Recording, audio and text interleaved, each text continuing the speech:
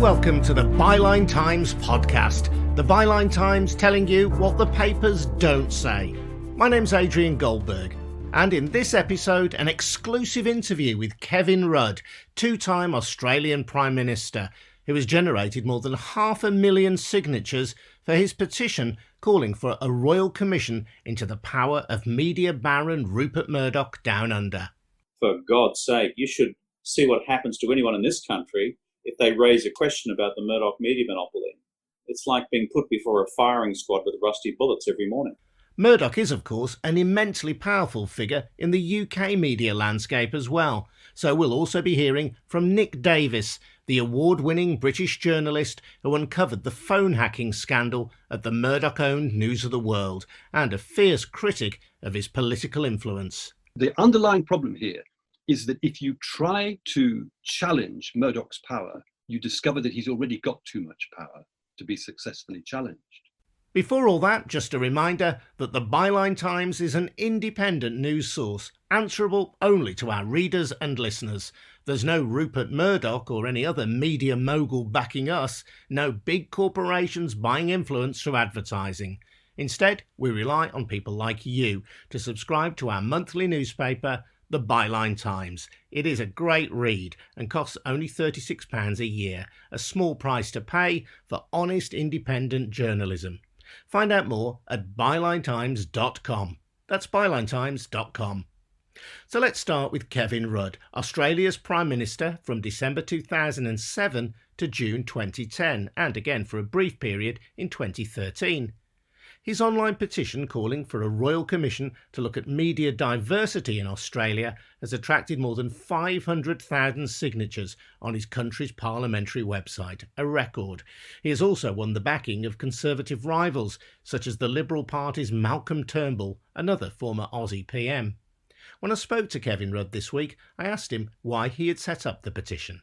In my period as Prime Minister of Australia, we had obviously quite a lot of engagement with Murdoch. What I found in the period from about 6 months after my election, and certainly in the years following, was Murdoch becoming progressively hostile, both in his editorial and news coverage of practically all policy directions of the government, particularly those concerning climate change, particularly those concerning our management of the global financial crisis, where, like all governments around the world, we had to borrow in order to keep the economy afloat, but also particularly in relation to critical pieces of national economic infrastructure like broadband, which represented a potential challenge to Murdoch's pre-existing cable-based Foxtel entertainment network in Australia.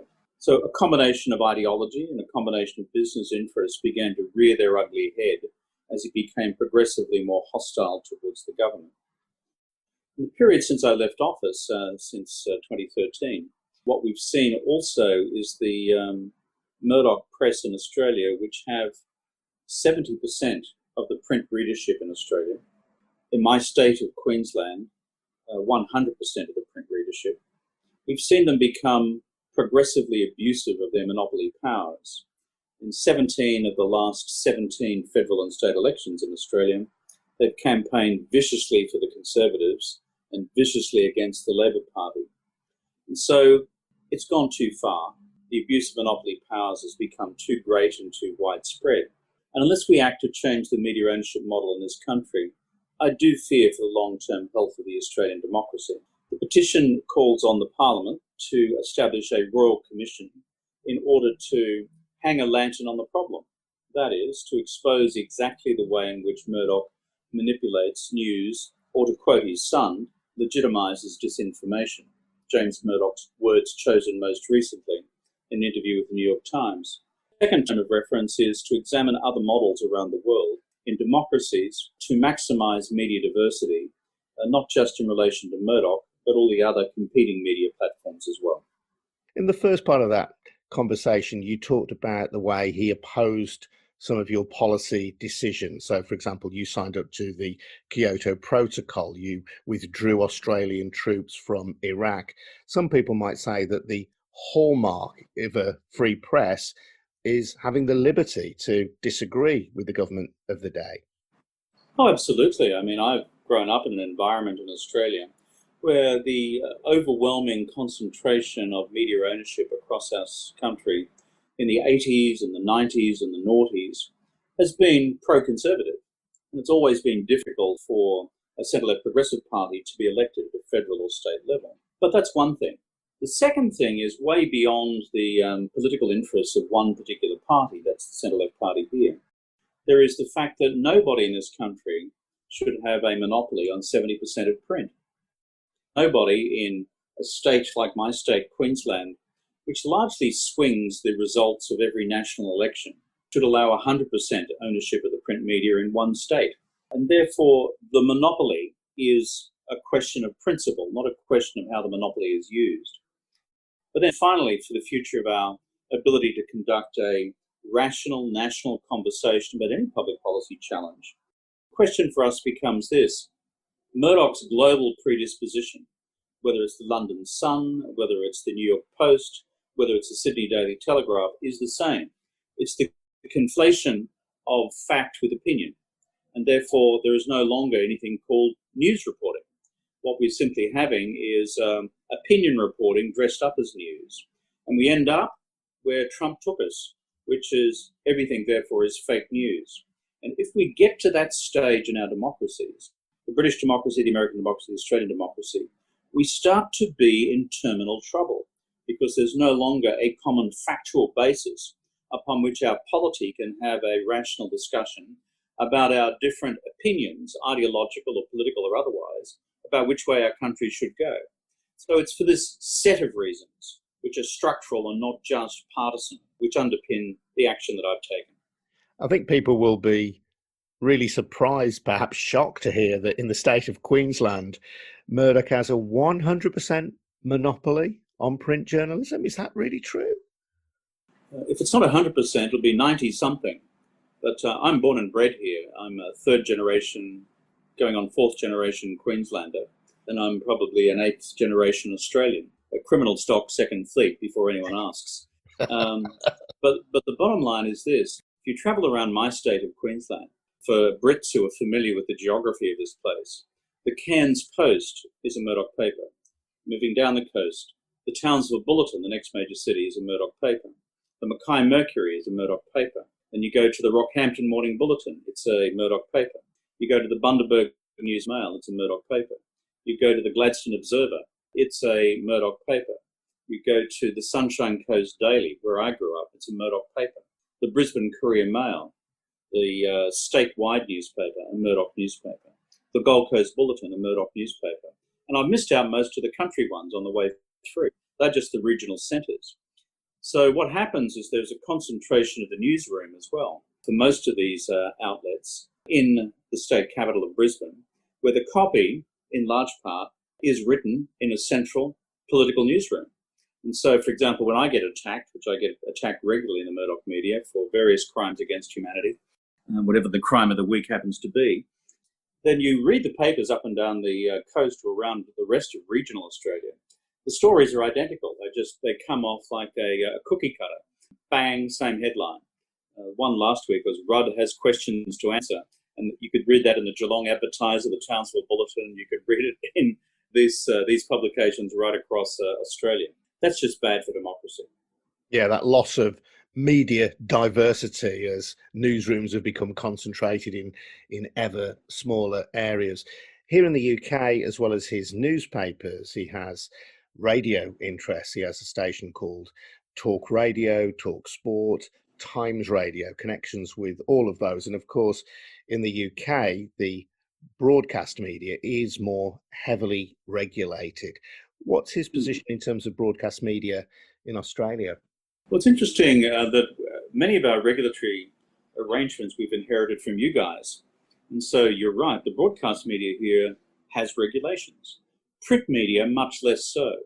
So in the broadcast media of the principal television networks, though he sought for a long time to try and buy one, he's not been permitted by what has historically been described in this country as the cross-media ownership laws. However, he has bought the equivalent of Fox in Australia, which is called Sky. And he is trying to turn Sky in Australia into Fox. It is every bit as bad as Hannity and Tucker Carlson and the rest of them, but with obviously an Australian angle. And they simply soak up and reflect, frankly, the Murdoch Trumpian line from Fox, and they blurt it out here. So that's the effort there. And then, of course, it's their online platforms as well. But in Australia, because it's a smaller market than the UK, we're only 25 million people here. What happens across the rest of the country in other electronic media, radio, television, and online, is that the Murdoch print media forms the basis for the daily news and sets the agenda, determines the parameters of the debate, poses the questions to be asked. And if in every state Murdoch tabloid newspaper, I've just mentioned my own state of Queensland, but the tabloids are the Brisbane Courier Mail, the Sydney Daily Telegraph, the Melbourne Herald Sun, the Hobart Mercury, the Adelaide Advertiser. These are all mini London Suns, okay? And some of them are maxi London Suns. And so if they throw something onto the front page of all those papers, Kevin Rudd, axe murderer of the century, it is very difficult to avoid that becoming the story of the day in radio and in television because it agenda sets. That's the insidious impact across the other media. Yes, it then sets the agenda for what the talk show hosts are going to be discussing in their radio programs or the TV stations and so on. I'm just intrigued to know, when you came to power in 2010, did you have to do what Tony Blair did and court Rupert Murdoch and seek his stamp of approval before you became Prime Minister? Yeah, I went and saw Murdoch when I was leader of the opposition. Probably in 2007. I was elected in the end of 2007 as Prime Minister, and I became leader of the opposition at the end of 2006. So yes, I've been completely upfront about the fact I went and saw Murdoch. And back then, the Murdoch media coverage in Australia was probably about 70% anti-Labor.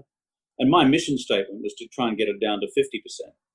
And so I simply made the pitch. I said, this is what we stand for, this is what we're going to do, and I'd appreciate if we could have something beginning to approximate a level playing field. However, upon being elected, let me just say this, no one can point to any action on the part of my government which in any way serviced Murdoch's either ideological, policy or business interests. Not one. Well, I'd wondered that. Did you in any sense feel that you, in those discussions, were being asked to compromise or to change your policies in any way to suit Rupert Murdoch? Or was it the case, as perhaps people might think of in terms of Blair here, kind of fitting your policies to appease or appeal to Murdoch so that he would give you his backing? No, Murdoch's a brutal pragmatist. He could see that my leadership and my party was likely to win the election. He did not want a doctrinaire hostile, I presume, in office. And so my mission statement was, how do I reduce the hostility of his papers going into an election? Not to get them to back me. And in fact, memorably during 2007, unlike as revealed in the recent three-part BBC series on Murdoch, which we watched here in Australia as well, throughout 2007, when I was leader of the opposition, the Murdoch newspaper tried to knock me out probably on at least 3 occasions with confected scandals, seriously confected scandals of one description or another. So there was no easy ride, let me tell you. It was really rough. And they only basically decided to write a pre-election editorial saying, well, you know, you could vote Labor this time. When they finally worked out, there's no way to stop you. But in office, to go to your direct question, to be fair to Murdoch, he did not ask me to do anything. I presume his editors assume you imbibe that. Maybe it's my convict heritage, but I'm a bit thick. I didn't quite imbibe it. But certainly the policies we pursued were hostile to his interest and his ideology. We changed the workplace laws in Australia to make it fair for working families and to prevent the further Americanization of the Australian industrial relations system so that you had fair pay and fair conditions, most particularly for the lowest paid. Secondly, we acted immediately on climate change. Thirdly, we began withdrawing troops from Iraq, which was, as you know, his ideological bonding point with Blair and others and with Bush in the United States. And fourthly, on top of all of that, I began rolling out a national broadband network, which he concluded was an existential threat to his commercial interests with his cable-based Foxtel entertainment network in Australia, because we were going to give fibre optic to the premises nationwide as a nation-building project, which of course would enable Netflix and others to come in, though of course this was not even material to our considerations. It was just because we were doing broadband for economic and social development purposes, not what movies people could watch. So no one has accused me in this country, and they accuse me of most things, of ever doing anything in office to advance Murdoch's A, ideology, or B, business interests. I think Rupert Murdoch has described you, hasn't he, as thin-skinned. That's how he's kind of dealt with some of your criticisms of the concentration of power. That's just because he's not used to people fighting back. Seriously. I mean, Murdoch's a thug. Murdoch is an absolute thug. And he's a bully. And he trains his editors to become bullies and thugs. You've seen that in the 3-part BBC series. That model he perfected first in his Australian papers. He then took it to the UK, Wapping Plus, The Sun, then later The Times. And then, of course, you've seen it in the New York Post, and most spectacularly through the performance at Fox in the United States. So I don't know the case in the UK, but in Australia, what I've certainly picked up in my long years in public office, public life now, is that people are frightened of him. They're fearful. There's one guy, a former editor working for Murdoch, who said memorably in the BBC series, having the Murdoch press descend on you is like having an entire division of the SS unleashed on you when they want to take you out. And that's what it's like. And guess what? People in politics, left and right, people in business, people in academia, people in other institutions, learn very quickly that the best way to avoid having your character shredded into 1,000 pieces on the front page of the paper is to give Murdoch a very wide berth indeed, and not to ever criticise. So when Murdoch says, I'm thin-skinned, for God's sake, you should see what happens to anyone in this country if they raise a question about the Murdoch media monopoly. It's like being put before a firing squad with rusty bullets every morning. Have you been surprised at the enthusiastic take-up of the petition by the Australian public? I have. We've cracked an Australian record for an online petition. We did it in 28 days, more than 500,000 Australians out of a population of 25 million, not bad. I suspect the real number is closer to 1 million because the Parliament House website, which hosts this electronic petition, effectively just couldn't cope. And we know on the first weekend we put it up there, there are about 1 million visits to the site trying to get on. So I suspect the number is probably somewhere between 500,000 and 1 million. That's a lot of people, probably a lot of people in the UK in terms of signing a petition as well, even though your population is probably 2.5 times the size of ours. But was I surprised? The honest answer to your question is yes. I've been banging away on this for the last couple of years in a lonely and a solitary campaign online with simple hashtags, which is Murdoch Cancer on Democracy, Murdoch Royal Commission, Murdoch Conservative Party Protection Racket. It's clear, though, from what you say, Kevin, that of course you're concerned about the concentration of newspapers in any one person's hands. But from your point of view, there is concern as well about Murdoch's ideology, what he stands for politically and what he pushes through his newspapers politically. Well, you see, you in the UK don't have a Murdoch monopoly problem, neither do the Americans, because you've got other networks, you've got other newspapers.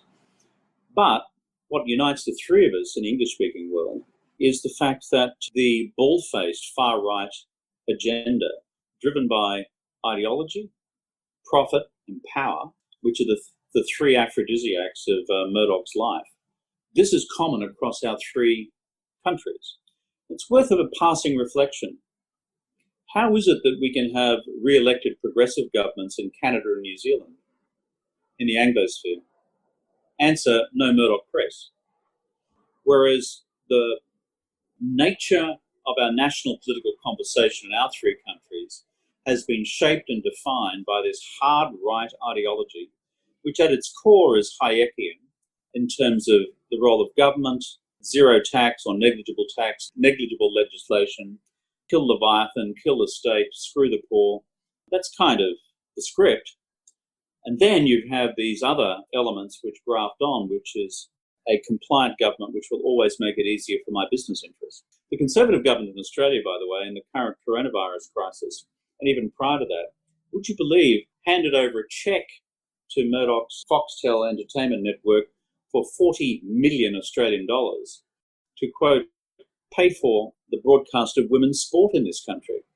I mean, this is outrageous, but that's the power of the man and what he gets away with.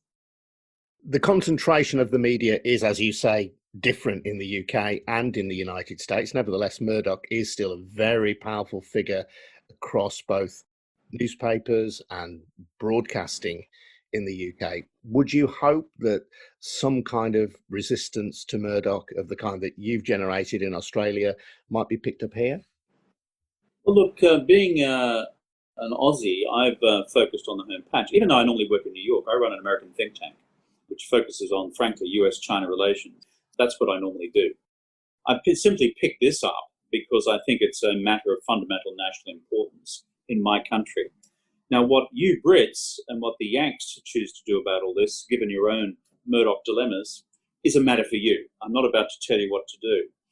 But I've got to say, I mean, the amount of incoming interest I have out of American media and out of British media on what is just spontaneously combusted in Australia is, again, for me, surprising.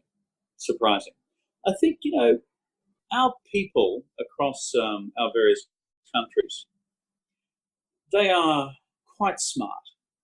And after a period of time, our people work out when they're starting to be fed absolute nonsense. And I think Murdoch has just gone too far in the arrogant swagger of what he thinks he can shove down people's throats. Sitting in New York, telling people in the UK and in Australia how to vote. Go figure. Kevin Rudd, talking exclusively to the Byline Times. And a reminder that the Byline Times doesn't rely on media tycoons like Murdoch, nor do we depend on funding from any corporate or political source. We rely instead on people like you. Taking out a subscription, you can get more details at bylinetimes.com. That's bylinetimes.com. Now, outside of Australia, Rupert Murdoch's global interests have spanned Asia, Europe and the United States, where he was the founder of the right-wing Fox News channel, which, until very recently, was an ardent supporter of Donald Trump. In the UK, his companies own the Times newspaper and the radio station of the same name, Talk Radio and Talk Sport. There's Virgin Radio, The Sun, although that is the subject of a long-term boycott on Merseyside because of its coverage of the Hillsborough disaster. Murdoch helped put football behind a paywall with Sky TV, and although he's now sold out his interest in the company, there's been talk of him creating a UK version of Fox News. His best-selling Sunday tabloid, The News of the World, was forced to close in 2011 after revelations about phone hacking. Award-winning journalist Nick Davies uncovered that story. What does he think, from a British perspective, of Kevin Rudd's campaign? I think that what happened to Kevin Rudd when he was the Australian Prime Minister was that Murdoch and his senior henchmen in Australia worked very hard to oust him from power. And you see parallels between the fall of Kevin Rudd in Australia and the demise of Gordon Brown as Prime Minister in the UK? With Gordon Brown, they spent months colluding with the Conservatives in late 2009, early 2010, in order to make sure that they got the Prime Minister they wanted. And so what Rudd is saying in a way is, first of all, that Murdoch and his people exploit and undermine democracy in order to achieve specific political ends. Right up to the top of the tree, we'll have the Prime Minister who we want, regardless of what voters said. But also, I think he's right to float a second point, which is that the Murdoch organization in print or broadcast is pumping out falsehood and distortion and unreason, with the result that they're polluting the public domain so that it's less and less possible to have rational debate. Because to have rational debate, you need to have reasonable thinking and facts.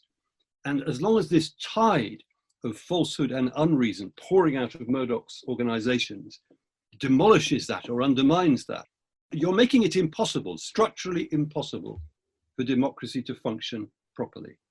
Can we not take some heart, though, from the fact that we do have a much more varied and a larger media landscape than they do in Australia? Certainly it's true that there are more voices in British media than in Australia, but it doesn't change the fact that it is Rupert Murdoch's voice which is loudest and most powerful. And if you look at this through the eyes of politicians, you can see that over and over again, political leaders recognize, for example, one simple fact, that since the late 1970s, nobody has succeeded in being elected as Prime Minister without Rupert Murdoch's support. Now, debate about whether it's a question of Murdoch spotting who's likely to win and backing the winner, or of the potential leader having to trim their policies in order to satisfy Murdoch. And I think the reality is you've got both. So you can see it particularly clearly with Tony Blair. I think that through Murdoch's eyes in the late 1990s, it was clear that Blair had a very good chance of winning the next election. So he starts to make friends with him. But Blair also recognizes that he needs to keep the old man on side. So you might remember that very early on, when Blair is leader of the Labour Party, before the general election, he goes to meet Murdoch in Australia, he comes back, and at that point, his party was publicly committed to holding an inquiry into the impact of foreign ownership of British newspapers. Well, immediately Blair cancelled that because it was going to upset Murdoch. And then throughout the rest of his time in Downing Street, Blair is increasingly drawn into Murdoch's world and ends up making huge policy decisions which have got Murdoch's fingerprints all over them. So, for example, Tony Blair wanted to take the UK into the European currency, the euro.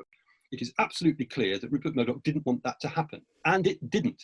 And in the recent BBC three-part documentary, there was Neil Wallace, who was acting editor of The Sun, saying quite explicitly that it was he who forced Downing Street to say that they wouldn't go into the euro without holding a referendum. That wasn't the elected Prime Minister's decision, that was Rupert Murdoch's henchman's decision. And of course, the other huge thing is the involvement in the American invasion of Iraq. Murdoch himself was repeatedly directly in contact with Tony Blair. He was also acting as a kind of messenger between the White House and Downing Street. These are huge policy decisions, and he's interfering directly because he's got too much power.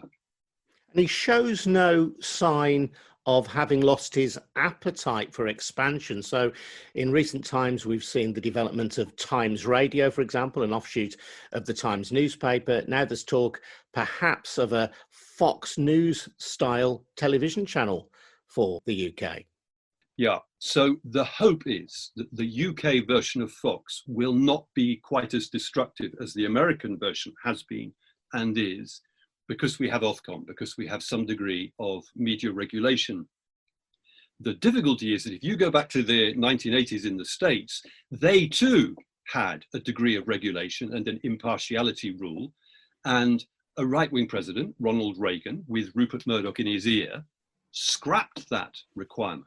And that enabled Fox News to do what it does now.